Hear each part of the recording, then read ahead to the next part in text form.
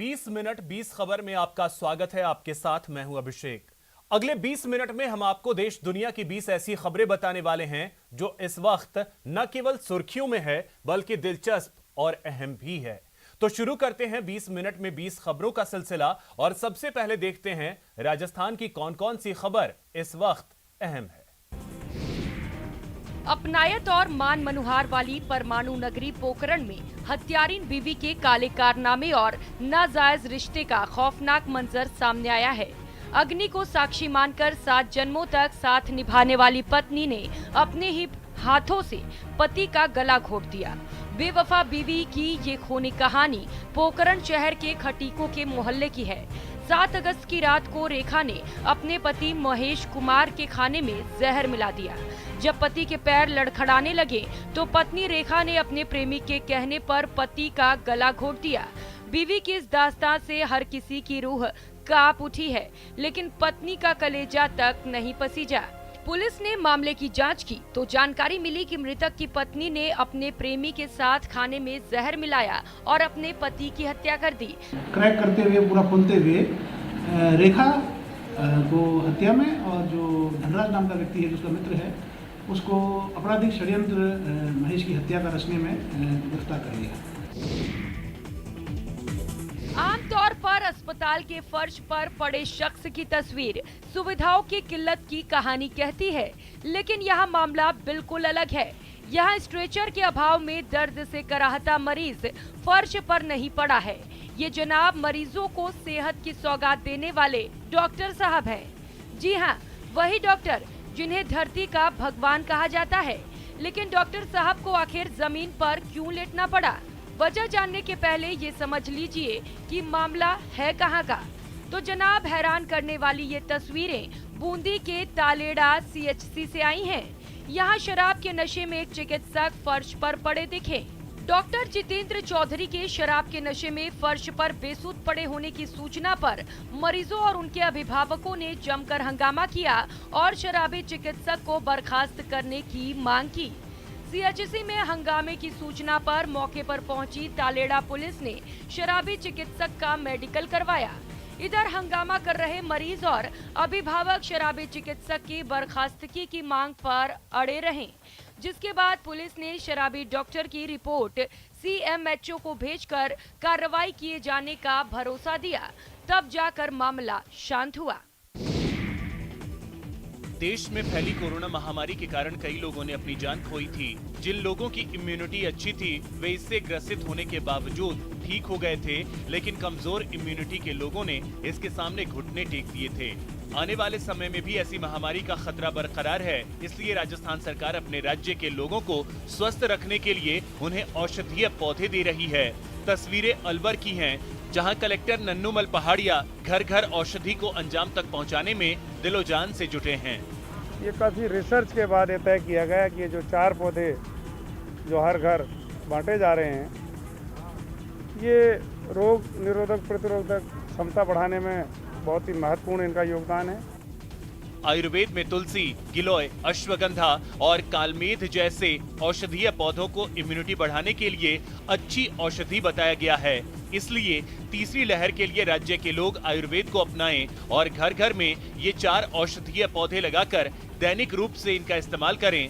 राज्य के जिलों में पंचायत, नगर पालिका, नगर निगम, तहसील समेत दूसरे विभागों के माध्यम से औषधीय पौधों का वितरण किया जा रहा है ताकि आसानी से लोगों को योजना का लाभ मिल सके। चलिए अब देख लेते हैं कुछ दूसरे राज्यों की खबरें। 9वीं सदी के सम्राट मिहिर भोज की जाति से जुड़ा विवाद थमने का नाम नहीं ले रहा। मध्य प्रदेश के मुरैना जिले में क्षत्रिय और गुर्जर समुदायों के लोग आपस में भिड़ गए। दोनों समुदायों के लोग महाराजा मिहिर भोज को अपना पूर्वज बताते हैं और इसीलिए जब सड़क पर मिहिर भोज के नाम के आगे एक होर्डिंग पर गुर्जर लिखा गया तो क्षत्रिय समुदाय ने होर्डिंग ही फाड़ दी। कुछ लड़के होर्डिंग पर चढ़ गए और जब तक पूरी होर्डिंग फट नहीं गई तब तक उन्हें चैन नहीं आया। सड़क पर प्रदर्शनकारियों की भारी भीड़ जमा हो गई जो क्षत्रिय समुदाय की एकता के नारे लगाती रही।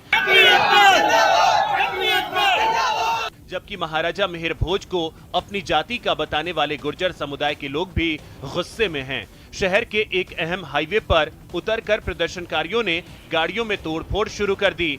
किसी गाड़ी पर पत्थर बरसाए तो किसी पर लाठियां बरसा दी। दोनों समुदायों के झगड़े के बाद हालात काबू में करने के लिए प्रशासन को धारा 144 लगानी पड़ी। ज़्यादा तूल नहीं दें और जो भी घटना हुई है उसमें वैधानिक कार्रवाई की जाएगी। यूपी के आजमगढ़ के डोडोपुर गांव में भोजन पकाते समय अचानक रसोई गैस का सिलेंडर फट गया। इस हादसे में एक घर मलबे में तब्दील हो गया। वहीं 3 मासूम सहित कुल 11 लोग घायल हो गए, जिन्हें इलाज के लिए जिला अस्पताल में भर्ती कराया गया है। हादसा उस वक्त हुआ जब महिलाएं चूल्हे पर खाना बना रही थीं। तेज आवाज के साथ फटे सिलेंडर से रसोई की छत उड़ने के साथ ही बगल के कमरे की दीवार भी ढह गई। आग से झुलसे और मलबे में दबे लोगों को किसी तरह से ग्रामीणों ने बाहर निकालकर सदर अस्पताल भेजा। गांव डोडोपुर है निजामाबाद तहसील में, वहाँ गैस लीकेज हुई जिससे आग लग गई और सिलेंडर फट गया, जिसमें कुछ लोग बचा रहे थे। प्रत्यक्षदर्शियों के मुताबिक 50 वर्षीय लालमन की पत्नी और उसकी बेटी रसोई में खाना बना रही थी। इस बीच सिलेंडर में लीकेज से उसमें आग लग गई। आग लगते ही दोनों महिलाएं चीख उठीं। उनकी आवाज सुनकर घर के दूसरे लोग समेत पड़ोसी भी मौके पर पहुंचकर आग बुझाने लगे। इस बीच सिलेंडर गर्म होकर फट गया। तेज धमाके के साथ फटे सिलेंडर से रसोई की छत उड़ गई, वहीं सटे हुए कमरे की दीवार भी ढह गई। इस धमाके से आग बुझा रहे लोग झुलस गए। आनन फानन में ग्रामीणों ने सभी को सदर अस्पताल भिजवाया। यूपी के सहारनपुर में विश्व अखाड़ा परिषद के लोगों के साथ रह रहे उत्तराखंड के नितिन पंत ने कलीम सिद्दीकी पर कई गंभीर आरोप लगाए हैं। जी हां, नितिन पंत से अली हसन बने और बाद में इस्लाम छोड़कर अपने धर्म में लौटने वाले नितिन पंत ने न्यूज 18 से खास बातचीत में बताया कि जब उसको मुजफ्फरनगर के फुलत की एक मस्जिद में रखा गया, तब वहां के संचालक कलीम सिद्दीकी उससे कई बार मिला और दूसरे लोगों को इस्लाम में लाने का लालच दिया। नितिन का कहना है कि कलीम ने उससे कई बार कहा कि तुम उच्च जाति के हिंदू लड़कियों को फंसाओ, उनका अश्लील वीडियो बनाओ, इसके अलावा युवाओं को नशे का आदी बनाओ, जिसके बदले तुम्हें बहुत पैसा मिलेगा। नितिन का कहना है कि कलीम ने यह भी बताया कि उनको इन सब के लिए विदेशों से पैसा मिलता है। नितिन का कहना है कि इनका एक हेड ऑफिस दिल्ली के रोहिणी इलाके में भी है। नितिन पंत ने यूपी सरकार की तारीफ की है और सरकार से गिरोह के दूसरे सदस्यों को भी जल्द गिरफ्तार करने की मांग की है। और मुझे वहाँ कई यातना है, मानसिक और शारीरिक उत्पीड़न किया गया। मेरे को वहाँ से निकलने में मुझे गलत बातों के लिए प्रेरित किया जाता था। लड़कियों को फंसाया जाए, लड़कों को फंसाया जाए, उनको नशे की आदत डाली जाए, उनके अश्लील वीडियो बनाए जाए। यूपी की गोरखपुर पुलिस ऑपरेशन हंट चलाकर अपराधियों पर लगातार नकेल कस रही है। ऐसे में पुलिस ने अब बड़ी कार्रवाई की तैयारी शुरू कर दी है। गोरखपुर एसएसपी विपिन ताडा ने एक साथ जिले के 33 बदमाशों पर 25,000 रुपए का इनाम घोषित किया है। इसके साथ ही सभी थानेदारों को अभियान चलाकर इन बदमाशों को तत्काल गिरफ्तार करने के निर्देश दिए हैं। एसएसपी विपिन ताडा के मुताबिक विभिन्न संगीन अपराधों में वांछित चल रहे फरार आरोपियों की गिरफ्तारी के लिए ऑपरेशन हंट शुरू किया गया है। इसके तहत गैंगस्टर और अन्य संगीन अपराधों के 33 बदमाशों पर इनाम घोषित कर उनकी गिरफ्तारी के आदेश दिए गए हैं। ऐसे ही दूसरे थानों के वांछित बदमाशों को चिन्हित कर उनकी सूची भी तैयार की जा रही है। जल्द ही दूसरे बदमाशों पर भी इनाम घोषित किया जाएगा। ये सभी दुर्दांत अपराधी हैं जिन पर पूर्व से कई मुकदमे दर्ज हैं और प्रत्येक इस अभियुक्त पर 25,000 रुपये नकद का पुरस्कार मेरी तरफ से घोषित किया गया है। आवश्यकता पड़ने पर इस पर इनाम की रकम बढ़ाई जाएगी, जिससे कि जनता को प्रोत्साहित किया जा सके कि वो इनके खिलाफ सूचना दें। गुजरात के जामनगर से एक चौंकाने वाला वीडियो सामने आया है, जहां एक ट्रक एक कच्चे पुल से नीचे नदी में गिर गया। हादसे से ठीक पहले वो ट्रक धीमी रफ्तार से उस पुल के ऊपर से गुजर रहा था, लेकिन पुल के किनारे की मिट्टी धंसने की वजह से ट्रक फंस गया और एक ओर झुक गया। पुल की दूसरी तरफ जो लोग खड़े थे, उन्होंने तुरंत अपने मोबाइल से वीडियो बनाना शुरू कर दिया। इससे पहले कि लोग कुछ समझ पाते, वो ट्रक सीधे नीचे नदी में जा गिरा। पुल से नीचे गिरने के बाद वो ट्रक नदी में पलटकर उल्टा हो गया। बताया जाता है कि ट्रक के गिरने से ठीक पहले उसका ड्राइवर बाहर निकल गया था, जिससे वो हादसे की चपेट में आने से बच गया। गुजरात के कच्छ, सौराष्ट्र और दक्षिण गुजरात में कई दिनों से बहुत भारी बारिश हो रही है, जिसमें जामनगर जिला भी शामिल है और गुजरात के इन इलाकों में बाढ़ जैसे हालात की वजह से 100 से ज्यादा सड़कों पर आवाजाही बंद है, इसलिए लोग जहां रास्ता खुला है उधर से ही निकल रहे हैं। तेलंगाना के आदिलाबाद से रोंगटे खड़े कर देने वाली तस्वीरें सामने आई हैं, जहां कुछ लोग सैलाब में फंस गए। बताया जाता है कि गांव के कुछ लोग जब एक नाले को पार कर रहे थे, उसी वक्त पानी का स्तर अचानक बढ़ गया, जिसकी वजह से वो लोग नाले के बीच में ही फंस गए। हालांकि उन लोगों ने समझदारी दिखाई और पत्थरों पर खड़े हो गए, लेकिन पानी का बहाव लगातार तेज हो रहा था। ऐसे में खुद का संतुलन बनाए रखने में उनको काफी परेशानी होने लगी। जरा सी चूक होने पर उनका पानी के साथ दूर तक बह जाना तय था। उन लोगों को सैलाब में फंसा देखकर आसपास के कई लोग नाले के किनारे जुट गए। तुरंत पुलिस को खबर दी गई, जिसके बाद वहां पहुंची पुलिस ने रेस्क्यू ऑपरेशन शुरू किया। थोड़ी ही देर में मोटी रस्सियां उन लोगों तक पहुंचाई गई ताकि उनके सहारे वो लोग किनारे तक पहुंच जाएं। रस्सी खींच के पकड़ो। उन रस्सियों की मदद से धीरे धीरे वो लोग सैलाब को पार कर किनारे तक पहुंचे, तब जाकर उनकी जान में जान आई। दरअसल महाराष्ट्र और उत्तरी तेलंगाना के कुछ हिस्सों में हुई तेज बारिश से नदी नाले उफान पर हैं। बंगाल की खाड़ी में बने चक्रवाती तूफान का असर झारखंड के कुछ जिलों में पड़ा है, जहां जोरदार बारिश की वजह से भारी तबाही मची। इस आफत से सबसे ज्यादा नुकसान पूर्वी सिंहभूम जिले में हुआ, जहां कई इलाकों में लगातार हुई बारिश से बाढ़ आ गई। सामने आई एक तस्वीर में एक गांव पूरी तरह पानी में डूबा दिखाई दिया। ऐसा लगने लगा कि पूरे गांव में नदी बह रही हो। वहां पानी का बहाव भी काफी तेज दिखा। इन हालात में लोगों को अपने कच्चे मकानों के ढह जाने का डर सताने लगा। यही वजह रही कि गांव के गांव खाली करने पड़े। एक दूसरे इलाके में बारिश का पानी तो बह गया, लेकिन अपने पीछे तबाही के निशान छोड़ गया। वहां मिट्टी से बने कई मकान या तो बारिश में ढह गए या उनमें कई जगह दरारें पड़ गईं। उनमें रहने वाले लोगों के पास इतना पैसा भी नहीं कि वो इन्हें ठीक करा सकें। भारी बारिश और तूफान के बाद कई लोगों को तो 2 वक्त का खाना भी नसीब नहीं हो रहा है। खाना वाना भी तो ठीक टाइम से नहीं मिल रहा है। 7 दिन से बारिश हो रहा है तो कैसे मिलेंगे। तूफान से राज्य में तबाही की ऐसी ही तस्वीरें कई दूसरे जिलों से भी सामने आई हैं। ओडिशा के कटक से दिल दहला देने वाली तस्वीरें सामने आई हैं, जहां एक हाथी को बचाने गई टीम की नाव नदी में डूब गई, जिससे राहत दल के कई जवानों की जान खतरे में पड़ गई। बताया गया कि हाथियों का एक झुंड महानदी को पार कर रहा था, तभी एक हाथी पानी की तेज बहाव में फंस गया, जिसे बचाने के लिए नदी में उतरी टीम जैसे ही उस हाथी के पास पहुंची, तेज बहाव की वजह से उनकी नाव का संतुलन बिगड़ गया। राहत दल के जवानों ने खुद को संभालने की बहुत कोशिश की, लेकिन तब तक देर हो चुकी थी। नाव के नदी में पलटने से उस पर सवार सभी जवान पानी में गिर गए। उस वक्त वहां नदी का बहाव इतना तेज था कि उन लोगों के डूब जाने का खतरा मंडराने लगा। गनीमत ये रही कि जिस पुल के नीचे उनकी नाव डूबी, उस पुल पर पहले से ही राहत दल के दूसरे जवान और आसपास के कई लोग मौजूद थे। उन्होंने तुरंत उनकी तरफ रस्सियां फेंकी ताकि वो उनके सहारे पुल के ऊपर आ सकें। नदी में डूब रहे जवानों ने बिना देरी किए उन रस्सियों को पकड़ लिया और धीरे धीरे उनकी मदद से पुल के ऊपर पहुंचे। वो हाथी भी अपनी जान बचाने के लिए नदी में यहाँ वहाँ तैरता दिखाई दिया। मध्य प्रदेश के कान्हा नेशनल पार्क से हैरान करने वाली तस्वीरें सामने आई हैं, जहां नेशनल पार्क के हाथी एक साथ पिकनिक मनाते दिखे। बताया जाता है कि जंगल की रखवाली के साथ लोगों को सैर कराने वाले इन हाथियों के लिए वहां हर साल एक खास कैंप का आयोजन होता है, जिसमें इस बार भी हाथियों की जमकर खातिरदारी की गई। सामने आई तस्वीरों में 14 हाथी एक साथ खड़े नजर आए, जिन्हें उनकी पसंद के फल और दूसरी चीजें खाने को दी गई। कतार में खड़े हाथियों के सामने खाने की मेज लगाई गई, जिन पर तरह तरह के फल दिखाई दिए। वहां लाए जाने से पहले हाथियों को अच्छी तरह नहलाया गया और उनकी मालिश की गई। इस अवधि में हाथियों की तेल मालिश होती है, उनकी सेहत की जांच की जाती है। वहां पिछले कई सालों से हाथियों के लिए 1 हफ्ते का ये खास कैंप रखा जाता है, जिसमें हाथियों के साथ उनकी देखभाल करने वाले भी शामिल होते हैं। प्रधानमंत्री रोजगार सृजन कार्यक्रम के तहत बेरोजगारों को उद्योग स्थापित करने के लिए मिलने वाले कर्ज और सब्सिडी में बड़ा गड़बड़ झाला हुआ है।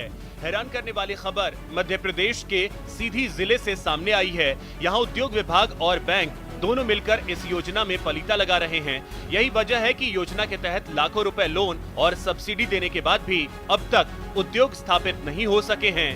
ताजा मामला यहाँ के एक व्यवसायी सुनील का है, जिसने आरओ प्लांट लगाने के नाम पर उद्योग विभाग से 3 वर्ष पहले 25 लाख का लोन लिया था। उसकी सब्सिडी भी उसे 5 लाख से अधिक मिल चुकी है, लेकिन अब तक आरओ प्लांट स्थापित नहीं किया गया है। इस पूरे मामले का खुलासा होने पर अब अधिकारी जांच और कार्रवाई का भरोसा दे रहे हैं। एक व्यापक पैमाने पर यहाँ एक लोन और उसकी सब्सिडी का खेल खेला जा रहा है, जिसमें एक ही परिवार ऐसा है।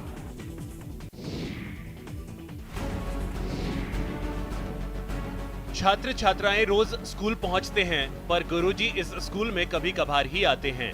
लेकिन बिहार के बाढ़ अनुमंडल के कोरारी हाई स्कूल के लिए ये कोई नई बात नहीं है। खास बात यह है कि छात्रों के लिए बनाई गई लाइब्रेरी भी उनके किसी काम की नहीं। जी हाँ, अलमारी में करीने से रखी गई किताबों का सिलेबस से कोई लेना देना नहीं। यकीन नहीं होता तो पुस्तकालय अध्यक्ष से पूछ लीजिए। किताब जो कोर्स संबंधित किताब तक नहीं है, 10 तक का कुछ है भी तो +2 का है, जो इसका कि विद्यार्थी का क्लास यहाँ नहीं चलता, क्योंकि इसकी फैकल्टी +2 के नहीं है। अब है कि जो जनरल किताब कुछ है जो कि नॉलेज का है, लेकिन बच्चे की आवश्यकता की फिलहाल नहीं है। कोरारी हाई स्कूल में न स्मार्ट क्लास है और न विषयों की पढ़ाई के लिए पर्याप्त शिक्षक। ऐसे में इन बच्चों का भविष्य सुधरे भी तो कैसे? स्मार्ट क्लास होता है? एक भी दिन नहीं हुआ है अभी तक। टीवी है लगा हुआ स्मार्ट क्लास में?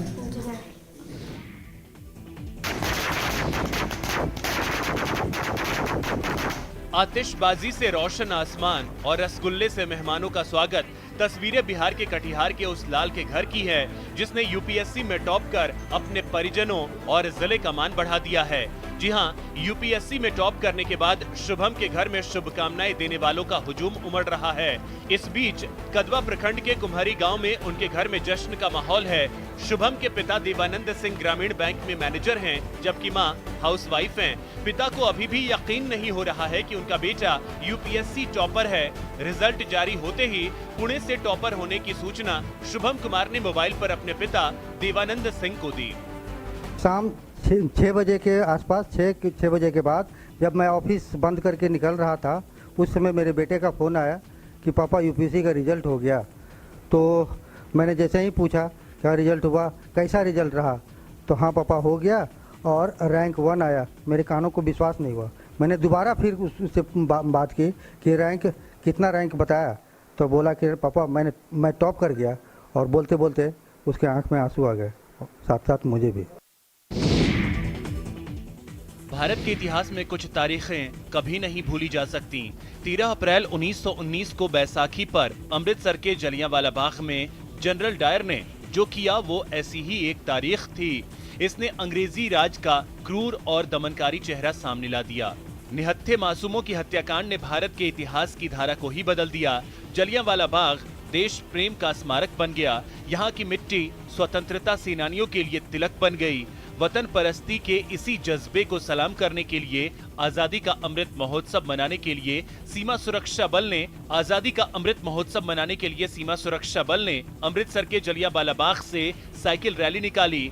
बीएसएफ के डीआईजी भूपेंद्र सिंह ने रैली को हरी झंडी दिखाकर रवाना किया। जलियांवाला बाग से शुरू हुई रैली दिल्ली के राजघाट पर समाप्त होगी। इसका मकसद राष्ट्रीय एकता का संदेश देना है। ये रैली हमने जलियांवाला बाग शुरू की है और ये जलंधर, खन्ना, सोनीपत होते हुए राजघाट में जाके समाप्त होगी। ये तो आप जानते ही हैं कि पितृपक्ष में पूर्वजों की आत्मा की शांति के लिए श्राद्ध और पिंडदान किया जाता है, जिससे पूर्वजों के आशीर्वाद से आपका वंश फले फूले और तरक्की हो। यूं तो पिंडदान देश में कई जगहों पर किया जाता है, लेकिन कुछ खास जगह हैं जहां पर श्राद्ध करने से बेहद पुण्य मिलता है और पितरों की आत्मा को भी शांति मिलती है। ऐसी ही जगहों में राम जन्मभूमि की भी गिनती होती है।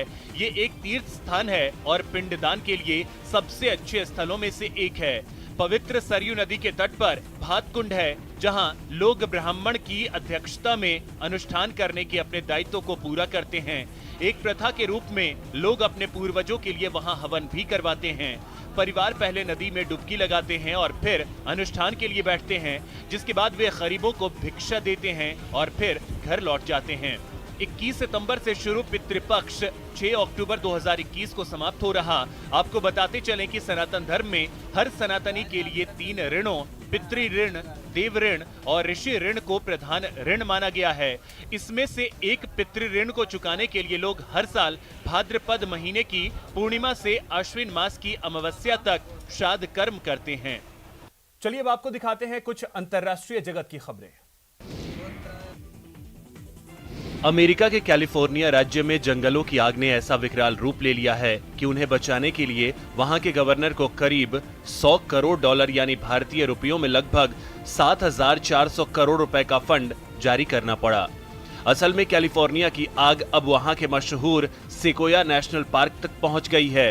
ये वो पार्क है जहां इस पृथ्वी पर मौजूद दुनिया के सबसे बड़े और सबसे पुराने पेड़ मौजूद हैं। लेकिन आग ऐसी तबाही मचाने पर तुली है कि धरती के सबसे पुराने साथियों में एक उन पेड़ों का वजूद भी खतरे में पड़ गया है। आग की ज्वाला की रोंगटे खड़े कर देने वाली ऐसी तस्वीरें कि नेशनल पार्क के एक हिस्से में बड़े बड़े पेड़ चिता की तरह सुलगते नजर आए। कुछ जगहों पर तो आग जरा सी दिखी, लेकिन वो धुआं इतना छोड़ती नजर आई कि किसी का दम ही निकल जाए। जंगल की ये आग इतनी तेजी से फैल रही है कि दमकल कर्मी वक्त से रेस लगाने में लगे हैं। सेकोया नेशनल पार्क को बचाने के लिए हर तिकड़म बैठाई जा रही है। अगर पेड़ों तक आंच पहुंची तो विनाश हो जाएगा, इसलिए पहले ही उनके तनों को एल्यूमिनियम फॉयल की तरह दिखने वाले खास रैपर से ढक दिया गया है ताकि वो आग न पकड़ सके। हालांकि एक आध पेड़ आग में हल्के फुल्के झुलसे भी दिखे। दक्षिण अमेरिकी देश बोलिविया में कोका उगाने वाले किसानों के संगठन की सत्ता के लिए महीनों से चल रही लड़ाई में पुलिस पिस गई। वहां राजधानी लापास में विरोधी गुट के किसान प्रदर्शन करते करते पुलिस से जा भिड़े।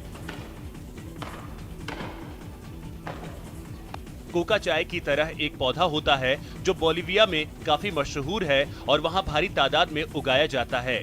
इसकी पत्तियों से कोकेन भी बनती है और दवाइयां बनाने के लिए भी इसका इस्तेमाल होता है। और बोलिविया में कोका का कारोबार खास मार्केट में होता है जिसे यूनियनें चलाती हैं। उसी से जुड़ी एसोसिएशन के सत्ता पाने के लिए चल रहे संघर्ष में विरोधी गुट के किसान पुलिस पर ही टूट पड़े। पानी सिर से ऊपर जाता देख पुलिस ने भी प्रदर्शनकारियों पर आंसू गैस की बौछार कर दी। इतनी आंसू गैस छोड़ी गई कि हर तरफ धुआं ही धुआं छा गया। सामने साफ साफ दिखना बंद हो गया, लेकिन किसान भी चुप नहीं बैठे। उन्होंने पुलिस को ईंट का जवाब पत्थर चला कर दिया। हालांकि पुलिस के दम के आगे किसान ज्यादा देर टिक नहीं पाए और आखिरकार उल्टे पांव दौड़ पड़े। यूक्रेन और नाटो देशों के सैन्य अभ्यास के बीच रूस के ओरेनबर्ग में एक और बड़ी मिलिट्री ड्रिल हुई। इस अभ्यास में भारत समेत एससीओ यानी शंघाई सहयोग संगठन के सभी 8 देशों की सेनाएं शामिल हुईं, जिन्होंने एक साथ मिलकर इतने गोले बरसाए कि वहां की जमीन थर्रा उठी। टैंकों, तोपों और रॉकेट लॉन्चरों ने इतना बारूद बरसाया कि पूरा इलाका धुएं और धूल के गुबार में समा गया। वैसे तो इस अभ्यास का मकसद आतंकवाद को मिलजुल कर हराना था, लेकिन नजारा देखकर तो ऐसा लगा जैसे वहां किसी बड़े युद्ध की तैयारियां परखी जा रही हों। अभ्यास में शामिल टैंक रेतीली जमीन पर ताबड़तोड़ गोलाबारी करते आगे बढ़ते दिखे। इसी तरह तोपखानों में भी जमकर गोले बरसाए गए। अभ्यास में रॉकेट लॉन्चर का इस्तेमाल भी किया गया, जो ताबड़तोड़ रॉकेट दागते नजर आए। बेहद खास इस अभ्यास में वायुसेना की ताकत भी परखी गई। तस्वीरों में कई जंगी हेलीकॉप्टर आसमान से ही मिसाइलें दागते दिखे। इन्होंने गोलियां भी चलाई। यही नहीं, लड़ाकू विमानों से दुश्मन के ठिकानों पर बम बरसाने का भी अभ्यास किया गया। फिलहाल इतना ही। नमस्कार। सोशल मीडिया पर एक